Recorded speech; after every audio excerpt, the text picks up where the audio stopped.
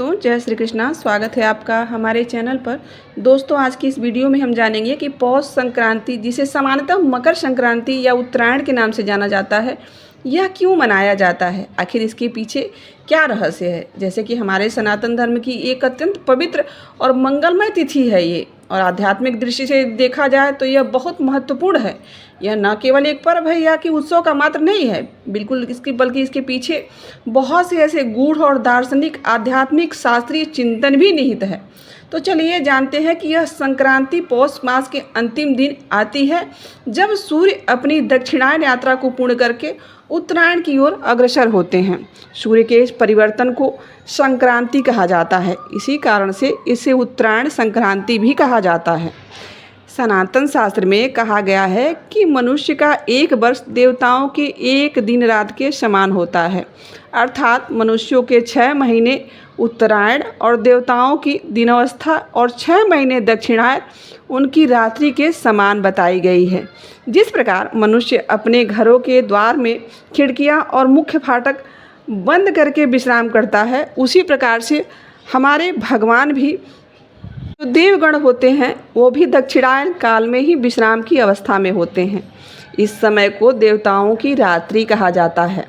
शास्त्रों की मान्यता के अनुसार यदि बात किया जाए तो दक्षिणायन में देवलोक के द्वार मानो बंद रहते हैं और उस समय ब्रह्म प्रविष्टि का अवसर नहीं होता है। पौष संक्रांति के दिन देवताओं की यह रात्रि समाप्त हो जाती है और अगले दिन ब्रह्म मुहूर्त से देवताओं की दिनचर्या पुनः प्रारंभ हो जाती है।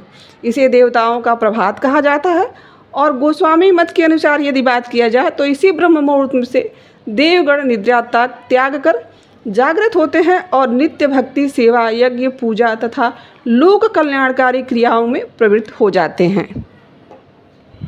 इसी कारण से यह समय जो होता है, यह जो काल होता है, बड़ा पुण्यकारी माना गया है। सनातन धर्म के अनुयायी, जो मानने वाले सनातन धर्म को हैं, इस पावन समय में प्रातः ब्रह्म मुहूर्त में स्नान करते हैं। उसके पश्चात यज्ञ, जप, कीर्तन, पूजा पाठ या किसी मान ली रामचरितमानस, गीता पाठ, शंख ध्वनि, उलगान और विभिन्न मांगलिक अनुष्ठानों का कार्यक्रम शुरू कर देते हैं। इस दिन को आनंदमय और पवित्र मानते हैं। स्मृति चिंतामणि ग्रंथ के अनुसार यदि बात किया जाए तो संक्रांति के महत्व का उल्लेख करते हुए कहा गया है कि दिन संक्रमणे कृत्सम दिनम पुण्यम, अर्थात जिस दिन शुक्र का संक्रमण होता है उस दिन का पूरा दिन ही पुण्यकाल माना जाता है। इसलिए पौष संक्रांति के दिन किया गया कोई भी धार्मिक, आध्यात्मिक अथवा पुण्य कर्म विशेष फल देने वाला बताया गया है। पौष संक्रांति को मानने के पीछे एक और गहरा आध्यात्मिक उद्देश्य भी है।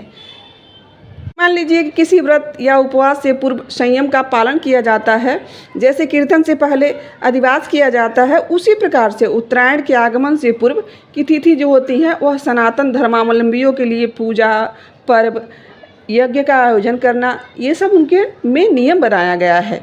इसका उद्देश्य यह है कि देवताओं के जागृत होने के इस शुभ काल में उनकी आराधना कर उन्हें संतुष्ट किया जा सके और उनकी कृपा प्राप्ति की जा सके।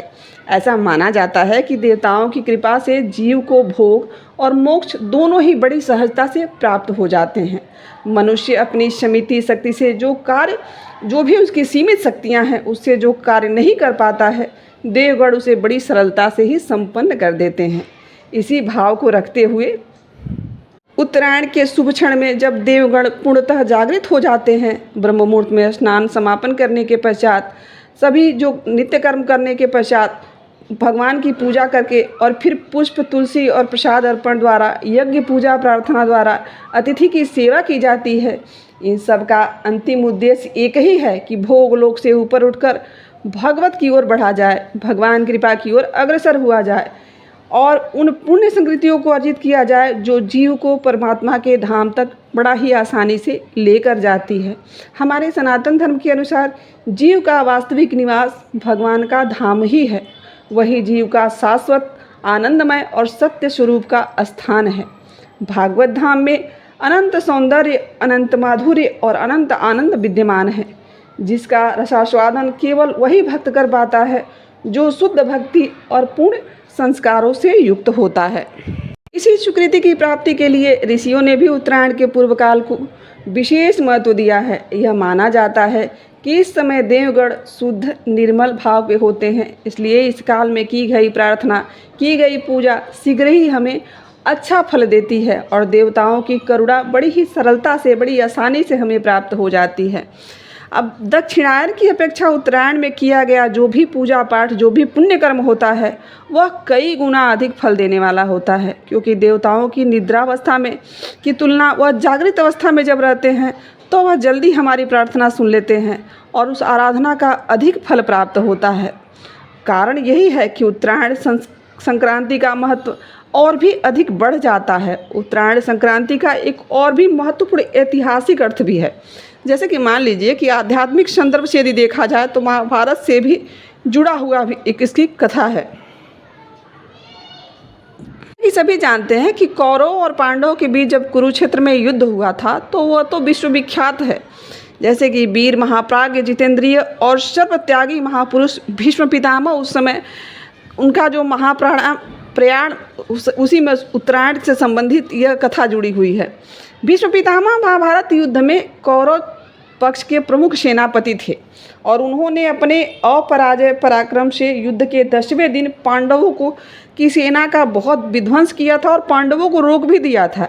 युद्ध के 10वें दिन सूर्यास्त से कुछ पूर्व ही अर्जुन के तीक्ष्ण बाणों से आहत होकर, जो कि स्वयं भीष्म पितामह ने ही बताया था अर्जुन को उनके मरने का राज, उन्हीं के द्वारा बताए गए कला से, उन्हीं के द्वारा बताए गए क्रिया के कारण जब अर्जुन के बाणों से वह स्वयं घायल होकर रणभूमि में पड़ गए और गिरे हुए थे अर्जुन के द्वारा मारे गए वो बाणों की सैया पर, उस घायल अवस्था में भी उन्होंने पृथ्वी को स्पर्श नहीं किया था, बल्कि उन बाणों की तीक्ष्ण सैया पर ही लेटे रहे। उन्हें इच्छा मृत्यु का वरदान प्राप्त था उनके पिता के द्वारा, इसलिए उन्होंने तत्काल प्राण त्याग नहीं किया, क्योंकि वह जानते थे कि इस समय सूर्य दक्षिणायन है।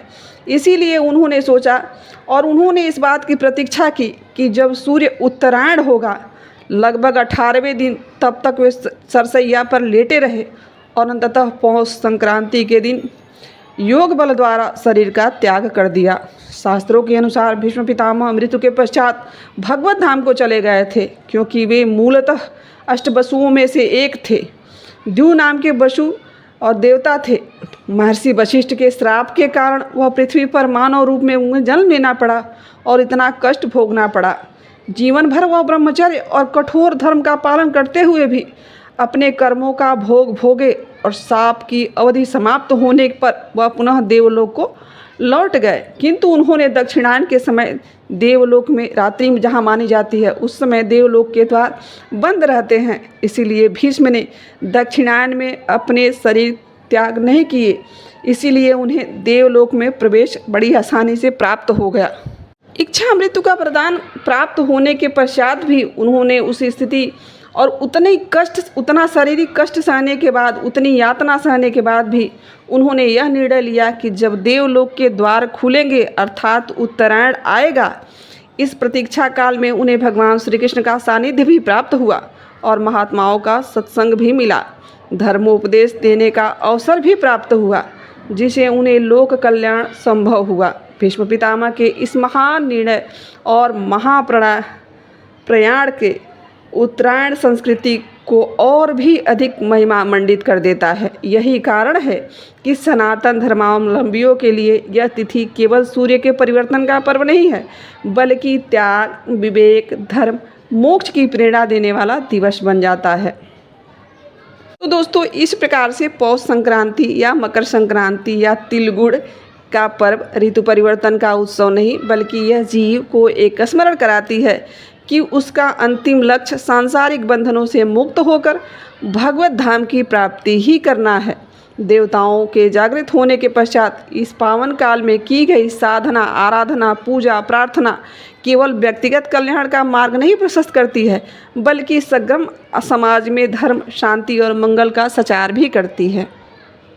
इसे यही प्रार्थना है सभी सनातनी भाइयों से कि इस पौष संक्रांति को इसी भाव से श्रद्धा, भक्ति और शुद्ध आचरण के साथ मनाएं और इस पर्व में हमें आत्मचिंतन, संयम, सेवा और भक्ति का संदेश देना चाहिए तथा उच्च जीवन की उत्तरायण अर्थात उज्जवल, पवित्र और दिव्य दिशा की ओर लेकर जाना चाहिए।